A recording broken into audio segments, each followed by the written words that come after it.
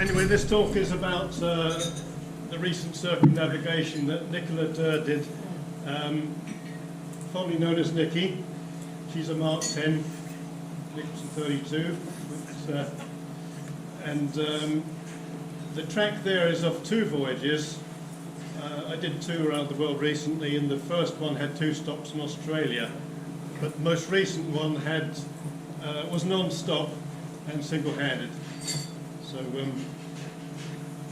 one, Maestro?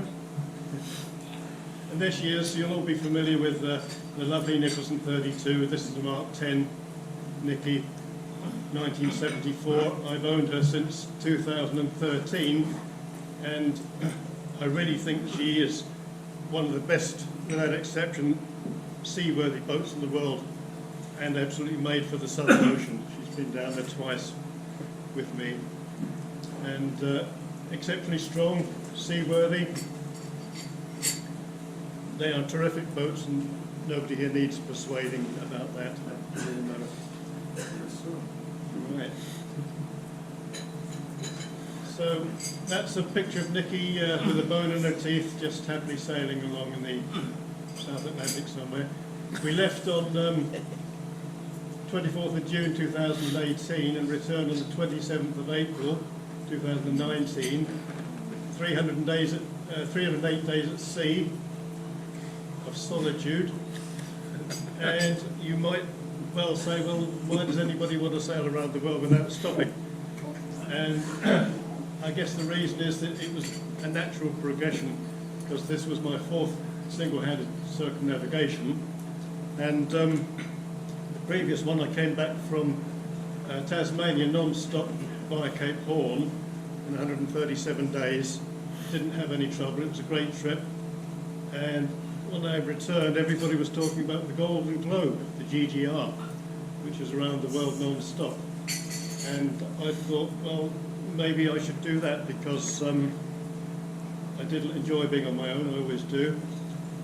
So I checked on the GGR, I checked online, and it was very expensive to join it, far too expensive for me, and it was full of rules and regulations, pages and pages of rules, and I didn't fancy that one a little bit. And then I found out about the long route, which is a French-run event, exactly the same route and purpose, around the world non-stop, south of all the Capes. And in typical French fashion, there were no rules or regulations.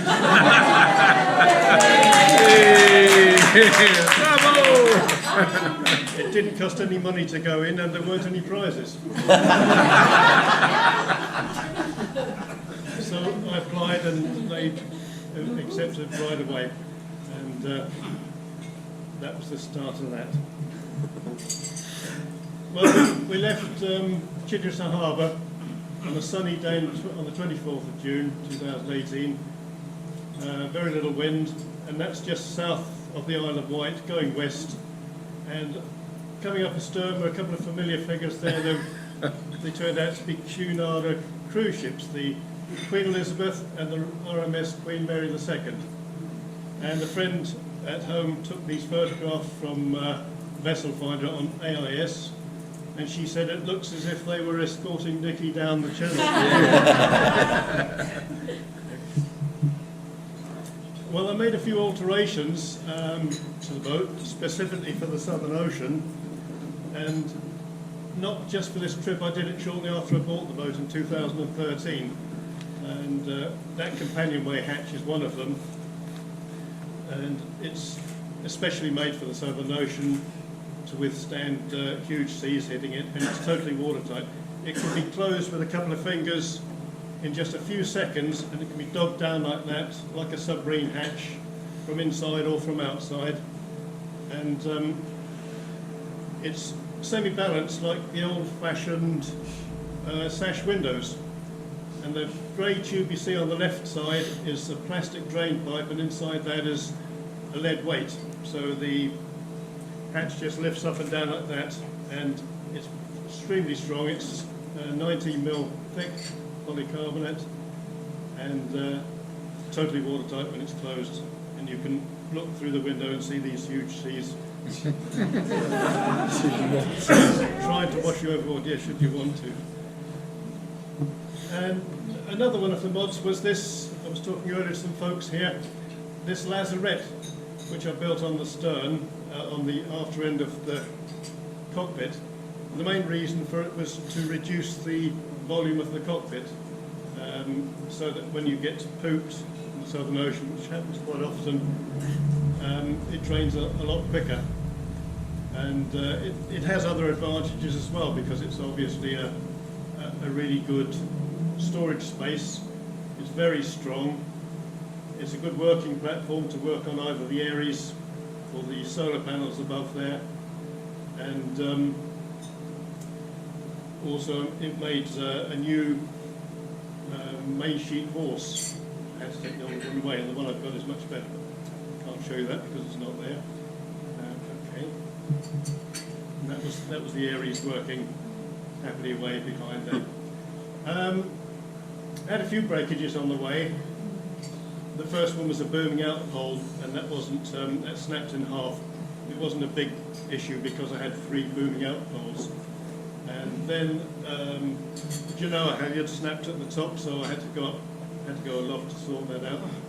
And I waited for a calm day, and I waited until I was on a port tack, so the mast was always on the starboard side, and it wasn't rolling backwards and forwards like that. And I've got mast steps, so I could get up there quite easily. And I was happy to get that done. I reeved a new one down inside the mast and a new one for it, so I then had 3 Genoa halyards again. Then the main boom broke in the Southern Ocean. It just snapped in half when I had a accidental jibe, and there it is on the left, above, just lying snapped in half with the sail fluttered down like a wounded swan. And that's where the 2 halves of the booming out pole came in. They were used as splints, and I took it off the whole boom off the gooseneck, laid it on deck, put the boom, 2 parts of the booming out pole there, and it took the whole day. The lashing you see at the bottom must have been, I don't know, maybe 100 metres or something of rope. You can't have too much rope on the boat, I reckon. And I really thought that it wouldn't last the trip. But the bend you've seen it now was formed as I was making it, and it didn't get any worse. It made it all the way home, right back to Chichester Harbour, and I could even sit on it. And there you see it, I've got the mainsail, the full main up, and that was another good repair. Right. I also had a gooseneck brake, which I'd had on the previous trip as well. I had a broken one, and that was made up some old bits from an old gooseneck, and that just about made it home. And when I took it off, it collapsed after I'd brought the boat ashore. Right. The spray hook got smashed up a bit, so I just covered it up with a piece of spare tarpaulin and lashed it down. And the ropes over the top of the spray hood are mainly for helping me getting in and out of the cockpit. Perhaps those of you who've got a Mark 10 know it's awkward to get from the cockpit onto the foredeck or the side decks. And that's why I put on those 2 stainless steel handles, one each side, and they're an absolute boon. Really great to hold on to. Headsail repairs were an ongoing thing. I blew out about 3 or 4 headsails beyond further use. Nicky hasn't got roller furling, so it's all Hank-on sails, and I went away with that 14 headsails. And I was always repairing, must have put hundreds of feet of hand stitching into these headsails. Probably the biggest loss I had, or the biggest breakdown, was when the servo paddle was lost on the Aries, self-steering, the wind vane. And I had a spare one. I put that on, but 3 weeks later I lost that as well. That disappeared in the ocean. And I thought, well, I'll try and steer. She's a directionally stable, long keel vessel. I'll try and get home with no wind vane. but after a couple of weeks it really looked as if I was going to take another month or so. So I scouted around the boat for bits and pieces to make another one, and I came up with that aluminium tube and some plywood, some hardwood, some nuts and bolts, lots of screws, lots of epoxy and fiberglass. And the lower part in the middle is a completed object. It's a different shape and different area to the original, and it's hanging up there for the epoxy to dry. And all the time I was making it, the boat is still rolling like crazy. We're going down into the Southern Ocean, and she's steering herself, by the way, with that wind vane. And I was getting covered in epoxy, and so was the cabin, but it did eventually dry. It took 3 days to make it, and once again, I didn't know whether that would work or not, but it did. It worked beautifully. It was strong, very strong. It took me all the way home, and there it is on the right, the lower photograph. We're back in the little old yard at home where I have lived for 30 years when I'm in the country, and it was a different area. I mean, the paddle was different area, different shape, but it worked just as well as the original. And that shows how far I had to lean down to fit it, with head and shoulders over the water all the time as the boat's doing its best to drown me. But that was another result. I was really pleased with that. Well, because of the actually health and fitness, it says at the top there, when I went away I had a small hernia, and I didn't go to the doctors because he might say I couldn't go, so the small hernia got bigger, and then by the time I got back it was a huge hernia, and it had to be sorted. It was fast-tracked, so they got that sorted okay. And when I was in the Southern Ocean, I lost my hearing for about 5 months, which wasn't too bad because I couldn't hear the roaring 40s then. But that got better on the way up through the tropics. The biggest problem, I suppose, was shortage of water. I topped up the tanks in the South Atlantic round about the Cape of Good Hope, 180 litres in the main tank and another 100 litres in plastic containers. And I thought, well, I'll be able to top them up all the way around. But by the time I got towards Cape Horn, I wasn't getting any showers. I didn't collect any more water. I was getting a bit nervous, and I had to go into water rationing. And the deluge of water I was expecting never came. And when I did get showers, the broken boom, here on this side you see it's not attached anymore to the broken boom, so I can't collect water off the mainsail as it runs down. The old-fashioned method is hanging a bucket off the end of the boom, corridor off, and it just bucket really fast. So I had to go on to alternative methods of getting water, holding onto rainwater. And that's the lower one is the boom tent I made to collect water. It's just a big belly with a hole in the bottom of the belly and filling up those buckets below and funneling it into containers. Well, it didn't really work because I'd never got any more showers hardly. And I stopped cooking as well by Cape Horn because cooking takes water. So I was getting quite worried about it. I was rationing myself to about 4 cups of water a day. Well, we got around Cape Horn, and I thought if I can get to the variables, which is between the roaring 40s and the tropics, I might have a chance of, I should make it, get lots of showers and collect more water, but it didn't happen. I still didn't collect it. I was just collecting the odd litres here and there, maybe one time 15 litres. So then we tried the solar still.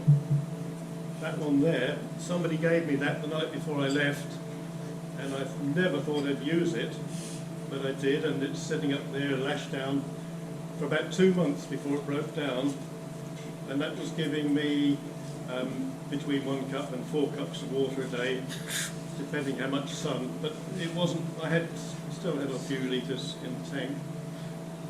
So I thought from the variables up to the equator, if I can make it there, then I'm going to go through the doldrums and get these huge deluges of water. I'm going to be inundated millions of gallons from the heavens. And that didn't happen either. So I was chasing squalls. Have a look at the next one.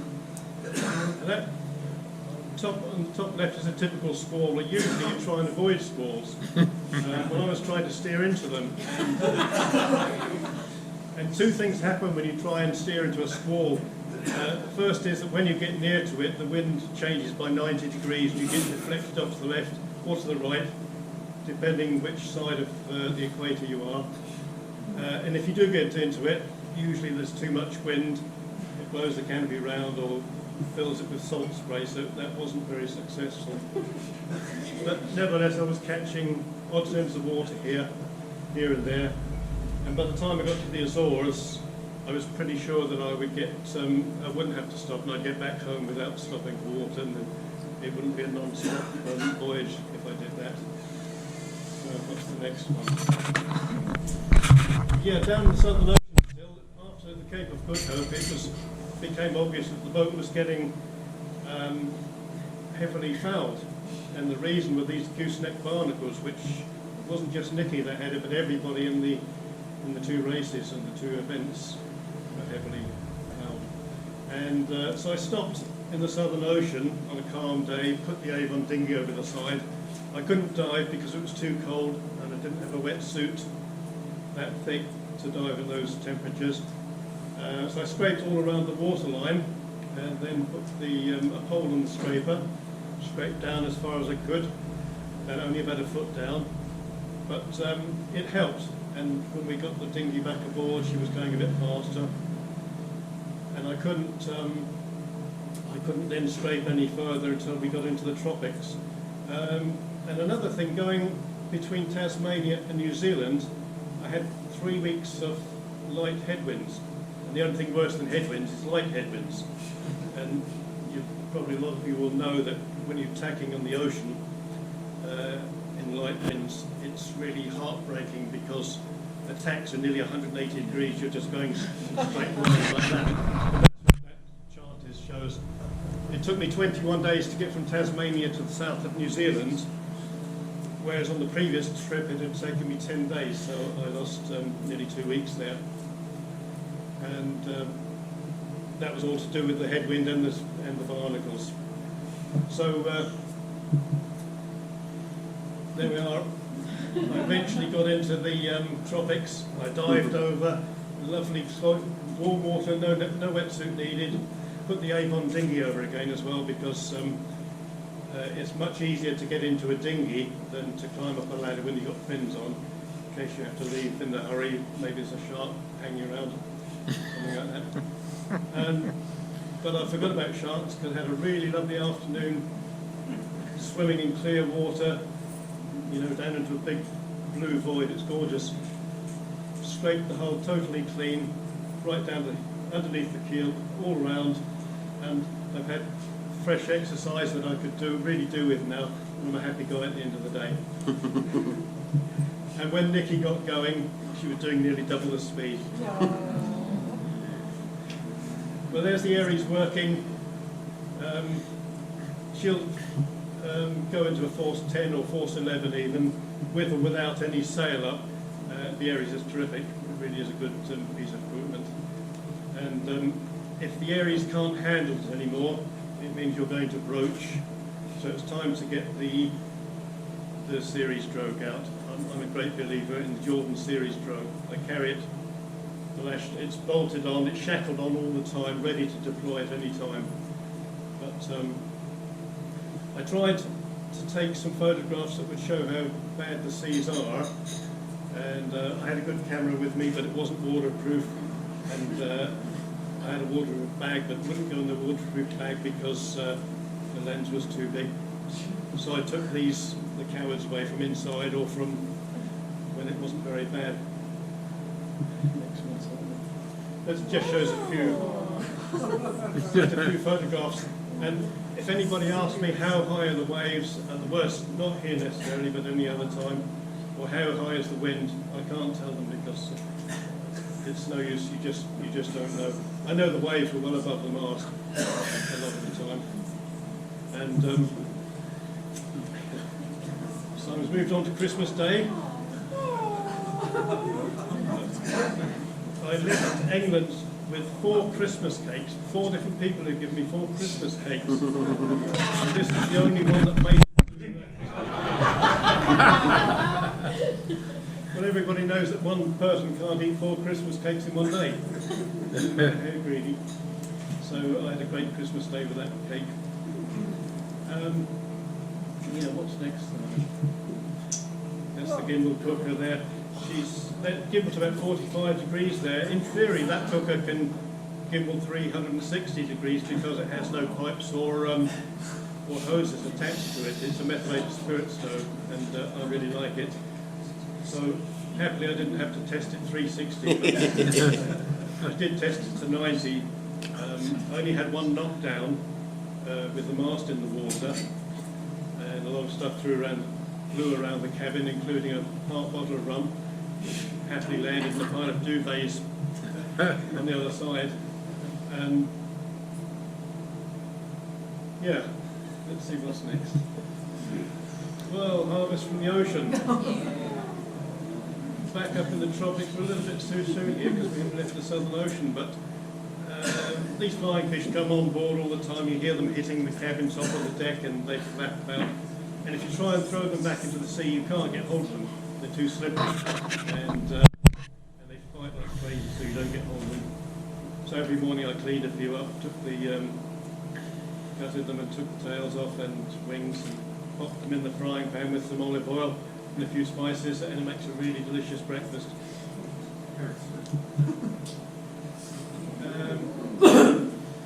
I wanted to talk about the series stroke earlier, but maybe I'll do that later separately. It's a huge thing, part of my sailing. But anyway, you see whales quite often. But one particular day I had whales all round for half of the day, and there were various species, probably about 3 species, and they were very close to the boat, and just move on that. And they all seemed to be very peaceful and just curious, but there was one in the beginning, which I think the next picture shows.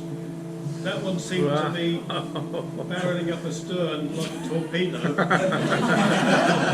And every time it came up to the stern, it would dive just before getting there, it would dive down, swim under the boat, and come up by the bow, and go around and do it all again. So after the first couple of times I relaxed a bit, and these whales were browsing all around. They were just curious and friendly. Maybe they thought Nicky was another whale, or, didn't really want to touch her. They were around for a long time. I must have taken about 100 photographs, and probably only not that many of them were usable. But it was lovely watching all these. I thoroughly enjoyed that day.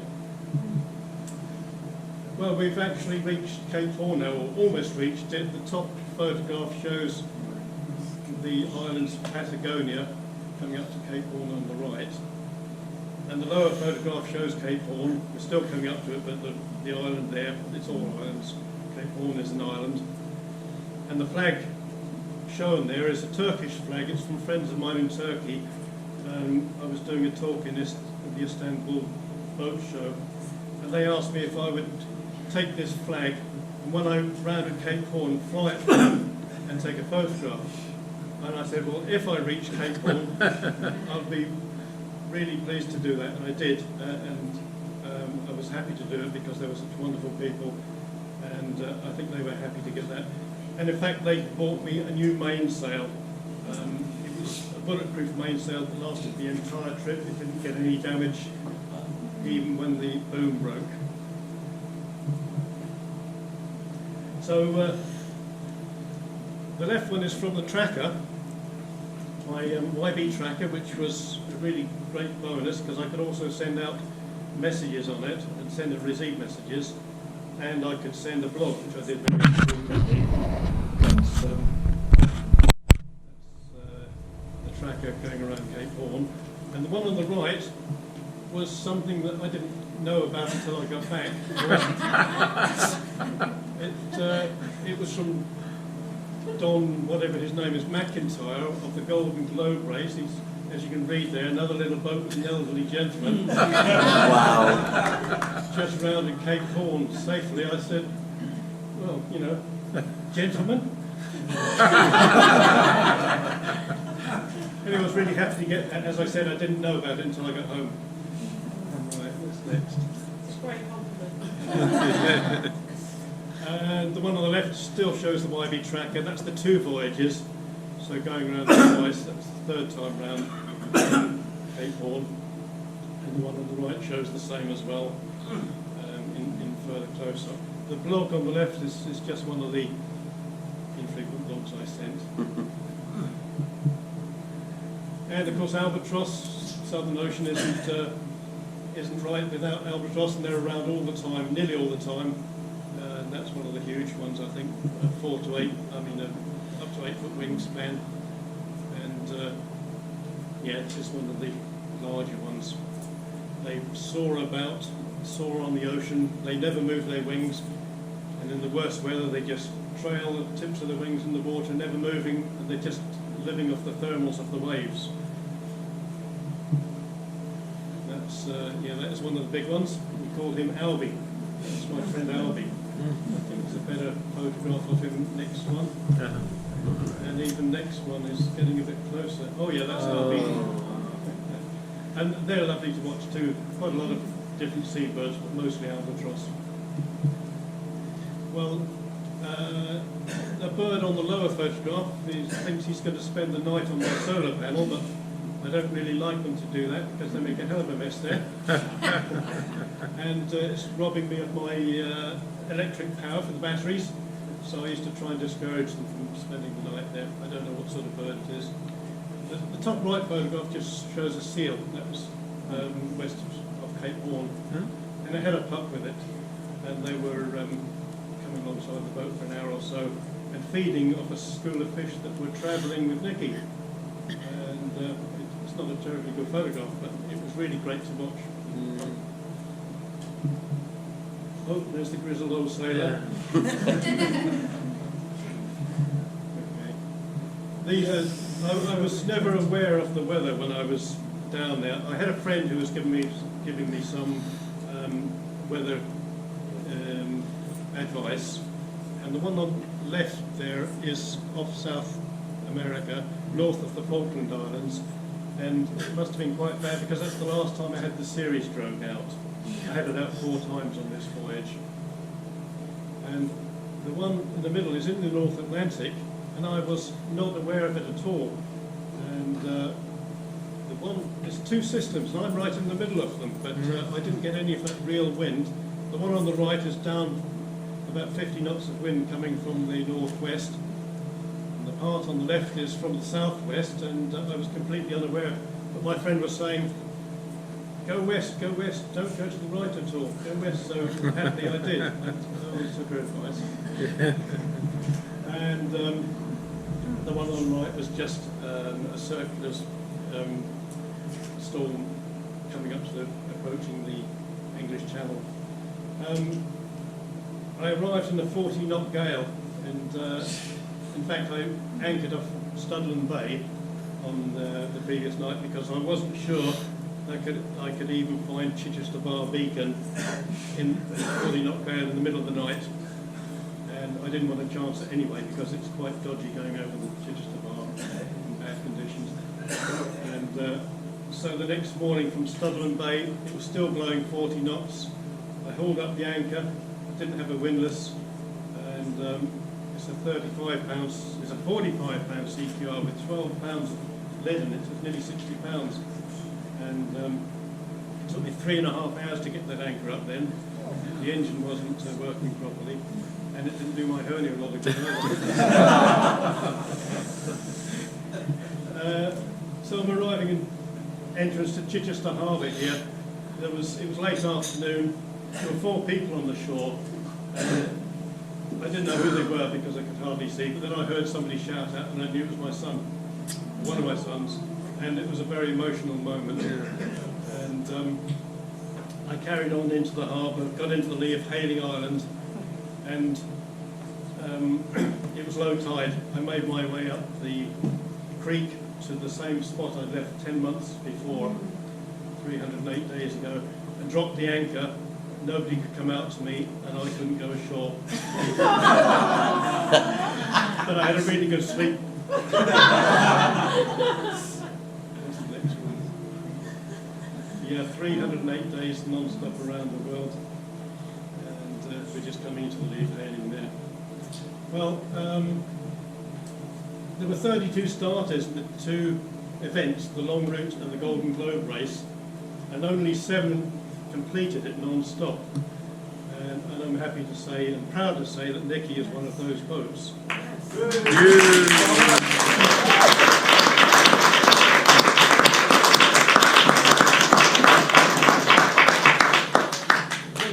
One more picture. It's interesting what Forbes said. More than 4,000 people have climbed Mount Everest, more than 570 have been into space, and yet less than 100 people have sailed around the world non-stop, single-handed and unassisted. So it's true.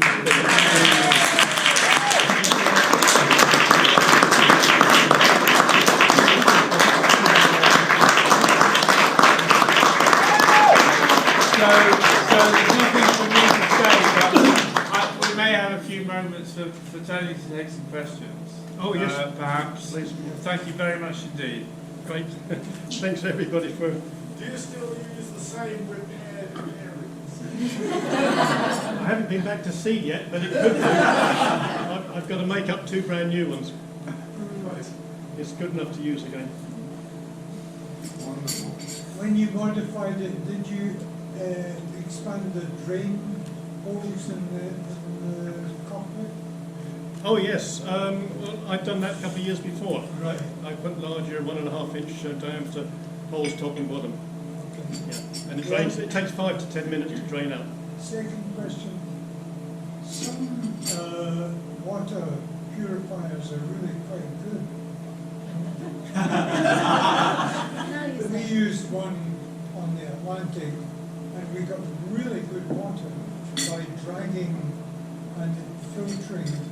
Did you ever consider that? I've never heard of that one. No, I could have done with that. Unless I was going too slow. Yeah, it really worked well. I'll look into that for the next time. I'll email you. Thank you. Put it on the website, please. Having sailed with Simon for a few years, Oh, God. Have you never had any electrical problems? Yes, lots. I don't have many electric, so anything on board that is electronic or electric, I can do without. So, in fact, when I bought the boat in 2013, it had quite a lot of stuff, and as it failed, I threw it over the side. Put it in the skip. Did you make the series stroke yourself? Yes. And under what conditions you deployed? Well, as I pointed out there, if the Aries can't steer it anymore, if you can't hand steer, and then the boat is going to go sideways onto the waves, and there's no way you can not be rolled. Any size boat will be rolled eventually, as long as the seas keep building and the wind keeps building. So if I thought those conditions were going to occur, that's when I put it out. I put it out 4 times in this voyage, and I've used it about 16 times in the last 20 years. It's a survival piece of equipment. It's not the sort of thing you'd use out, just for an ordinary gale, because it takes quite a lot of work getting it in as well. No, brilliant talk, thank you. Non-technical question. You said you liked your own company, and clearly that's true, and that's taking it to something of an extreme. Do you? There must be demanding being by yourself for that long. It must be pretty intense. How do you deal with that? Do you sense of loneliness at times? Well, they're kind of looking forward to getting home, and I did have messaging from a couple of close friends, relatives and friends, and I didn't have any voice communication with anybody except on on the VHF. I spoke to 2 people on the entire voyage. One was the lighthouse keeper at Cape Horn. And I knew they'd be calling me because I've been down there before, and I turned on the VHF and he called and said, what ship? And everything. I told him. Next port, last port, I said, Chichester Harbour. Next port, Chichester Harbour. So I'm quite happy with my own company. I certainly wasn't in any distress at all, but I really look forward to some messages on the tracker. What was your sleeping pattern like? Well, there was only one of me, so I just used the double bed. Good answer. Right. Sandy? Just one possibly question. You are, maybe quite rightly, somewhat dismissive of the CTR being altogether too regulated. For some reason I cannot understand, they only allow the Mark 10s to be known.